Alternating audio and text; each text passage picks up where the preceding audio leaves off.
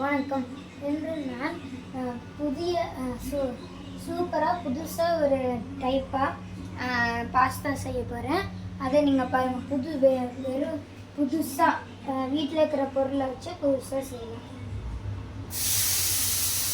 First தக்காளியை நம்ம இதில் ஒரு பேனில் வந்து நம்ம எண்ணெயை ஊற்றிட்டு கொஞ்ச நேரம் வெந்தோடனே அதில் நம்ம தக்காளி போட்டுக்கலாம். பூண்டு குட்டி குட்டியாக நறுக்கி வச்சுக்கோங்க. பூண்டை இப்போ போட்டுருங்க. கொஞ்ச நேரம் வதக்கினதுக்கு கொஞ்ச நேரம் அப்படியே கொஞ்சம் ஒரு 10 மினிட்ஸ் அப்படியே வதக்கணும். இப்பொழுது வந்து கொஞ்சம் 1/2 கிளாஸ் தண்ணி ஊற்றிக்கணும்.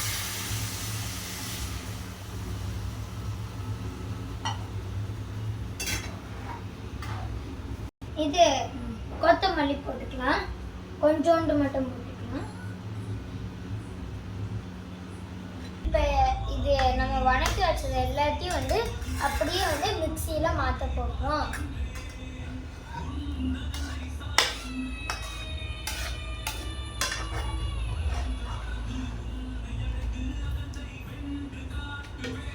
போகிறோம்.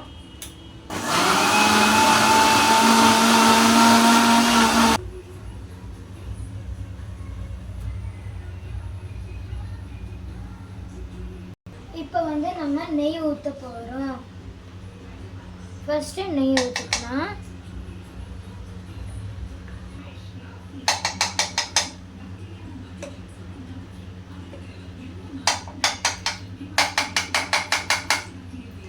இது கார்லிக் போட்டுக்கலாம்.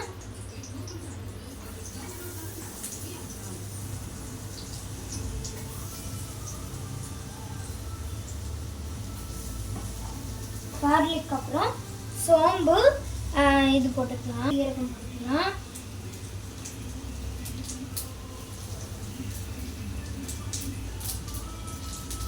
அதுக்கப்புறம் நம்ம மிளகாப்பொடி வேணும்னா போட்டுக்கலாம், இல்லைன்னா கரம் மசாலா போட்டுக்கலாம்.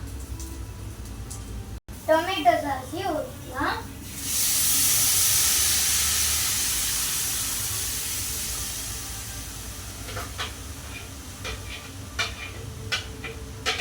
சாஸை ஊற்றிக்கலாம். ஒரு மூடி ஊற்றிக்கலாம் டொமேட்டோ சாஸு.